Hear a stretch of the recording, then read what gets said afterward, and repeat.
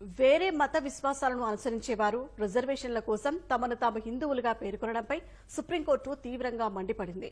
అది రిజర్వేషన్ల స్ఫూర్తికి విరుద్దమని, రాజ్యాంగాన్ని మోసం చేయడమేనంటూ ఘాటు వ్యాఖ్యలు చేసింది. వేరే మతంలోకి మారాలనుకునేవారు ఆ మతానికి చెందిన సిద్ధాంతాలను, సూత్రాలను, ఆధ్యాత్మిక ఆలోచనలను సంపూర్ణంగా విశ్వసించడం కీలకమని సుప్రీంకోర్టు స్పష్టం చేసింది.